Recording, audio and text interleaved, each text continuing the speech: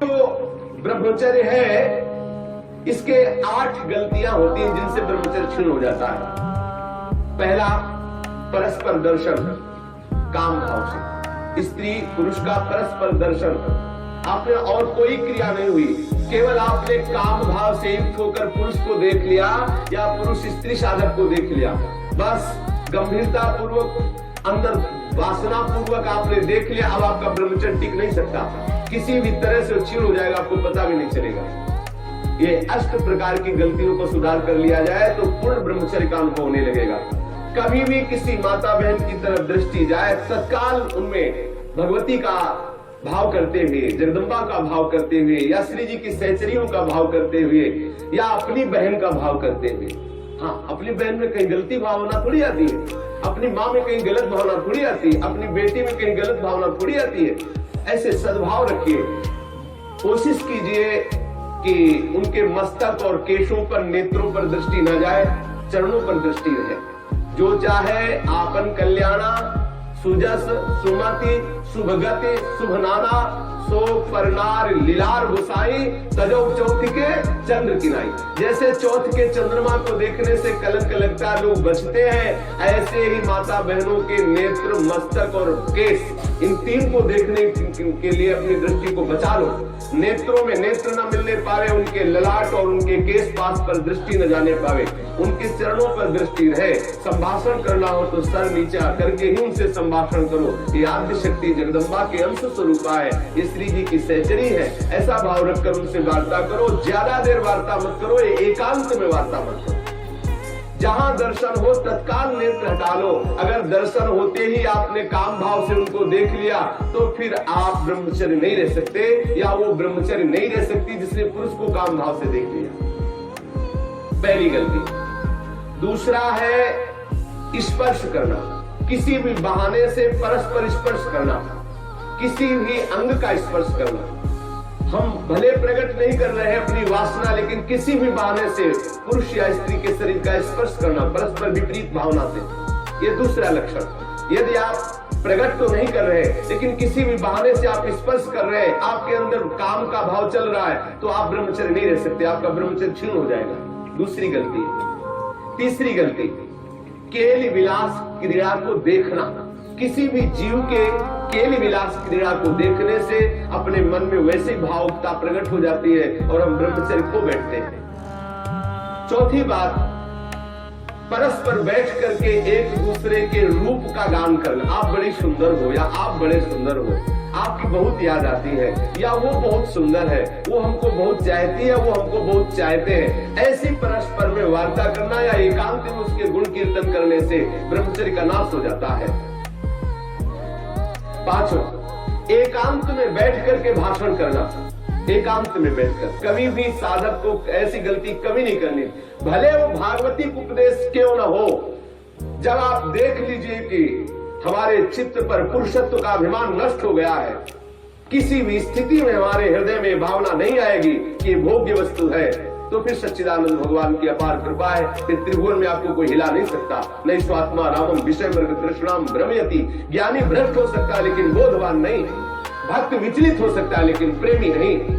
जो प्रेम से युक्त हो चुका है, जो बोध संपन्न महापुरुष है, क्योंकि जब सर्वत्र सच्चिदानंद में भगवान श्री कृष्ण दिख रहे तो कौन किसको भ्रष्ट कर सकता है। जब तक स्त्री पुरुष का अहम है तभी तक ऐसी भावना का जो भयावह स्वरूप है उससे बचना चाहिए, तभी तक ऐसी भावना हमारे हृदय में हावी होती है। इसलिए साधक को कभी भी एकांत में, स्त्री शरीर साधक को कभी भी पुरुष शरीर साधक से एकांत में कभी भी भाषण नहीं करना चाहिए। अगर करने का अवसर आए तो मैदान में आ जाना चाहिए, खुले में आ जाना चाहिए, जहां सब लोग आपको देख रहे हो, जिससे आपके हृदय में वो गलती नहीं होने पाएगी। यदि आप ऐसा कर रहे, भले भागवती उपदेश ही कर रहे हैं, तो भी आप ब्रह्मचर्य नहीं रह सकते, ऐसा शास्त्र का आदेश है। एकांत में किसी स्त्री को दूर से देखकर या पुरुष शरीर को देख करके भोग का संकल्प कर लेना, वासना का संकल्प कर लेना, ये ब्रह्मचर्य का नाश कर देने वाला संकल्प होता है। दृढ़ निश्चय कर लेना, संकल्प कर लेना। या विपरीत देह वाले, जैसे पुरुष या स्त्री, विपरीत देह वाले संग में एकांतिक केली कर लेना। ये 8 प्रकार के जो ब्रह्मचर्य नष्ट करने वाले भाव है, इनसे पूर्णतया बचा जाए। जो ब्रह्मचर्य रहना चाहे कभी भी कामुक दृष्टि से परस्पर शरीरों को ना देखे। स्त्री शरीर साधक या पुरुष शरीर साधक परस्पर किसी को कामुक दृष्टि से न देखे। कभी बुरी भावना से किसी भी माता बहन का स्पर्श न करे। कभी भी किसी भी तरह से अपने निकट ना आने दे, ना उनके निकट जाए।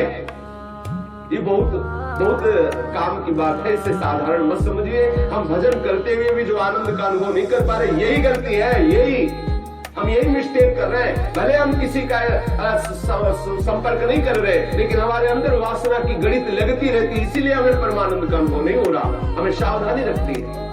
देखो, ये ऐसा कोई अपने में ना जाए कि मैं सिद्ध हो गया हूं, मैं जैसा मनमानी आचरण चाहूं कर सकता हूं। भगवान व्यास देव जी ने लिखा है कि बड़े बड़े विद्वान भी इस आकर्षण में अपने आप को ढीला मानते हैं और गिर सकते हैं। इसलिए सावधानी पूर्वक, विद्वानों को भी ये जो आकर्षण है खींच सकता है, इसलिए सावधान रहे। कभी भी ब्रह्मचर्य व्रत धारण करने वाले उपासक को या गृहस्थ धर्म धारण करने वाले गृहस्थी को भी अपनी पत्नी के सिवा कभी और के साथ एकांत में संभाषण नहीं करना चाहिए। किसी को काम भरी दृष्टि से नहीं देखना चाहिए, किसी के काम भाव से स्पर्श नहीं करना चाहिए, किसी को काम भाव से न समीप आने देना चाहिए न समीप जाना चाहिए। कभी किसी को एकांत में परस्पर विरोधी शरीर वाले को, स्त्री पुरुष शरीर वाले को खेलना नहीं चाहिए। कोई भी खेल अकेले में नहीं खेलना चाहिए। कभी भी एकांत में बैठकर मजाक नहीं करना चाहिए। कभी भी एकांत में बैठकर बातचीत नहीं करनी चाहिए।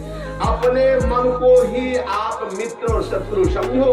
विषयों में लगा हुआ मन शत्रु है और प्रभु के भजन में लगा हुआ मन मित्र है। इसलिए सावधान, कभी भी एकांत में ब्रह्मचर्य धारण करने वाले को स्त्री का संग कदापि नहीं करना चाहिए, नहीं तो उसके हृदय में वासना जागृत हो ही जाएगी।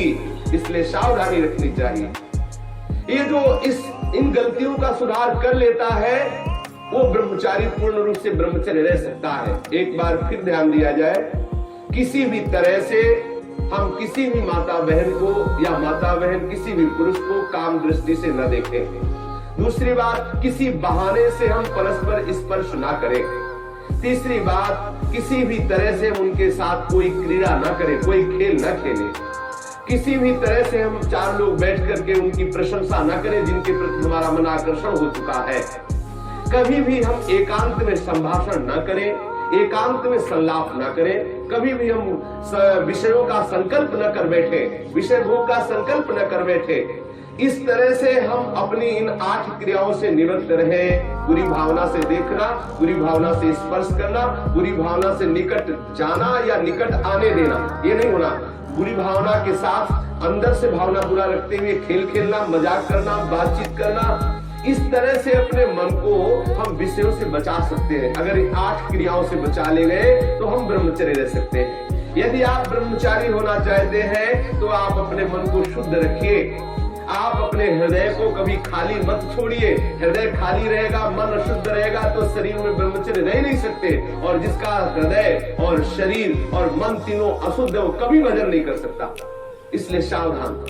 आज तो और बहुत बुरी दशा हो रही है। भक्ति के नाम पर वासना का पोषण करते हैं, भक्ति के नाम पर। हम सखी तुम सखा, ये समझ जाने कौन सा नाटक। भगवान कैसे कैसे प्रपंच चल गए हैं, कैसे कैसे प्रपंचिक लोग अपनी वासना की पूर्ति के लिए भक्ति का आडंबर कर रहे हैं। भक्ति को हंसी मजाक समझा जा रहा है। राधा कृष्ण की इस महाप्रेममयी लीलाओं को कैसे किस भावना से घसीटा जा रहा है। बहुत दुर्गति होगी, बहुत सावधान।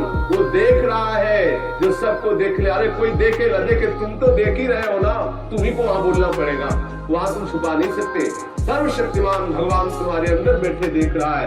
भजन करना चाहते हो, भगवत प्रेम प्राप्त करना चाहते हो तो ब्रह्मचर्य पर पूर्ण दृष्टि रखो।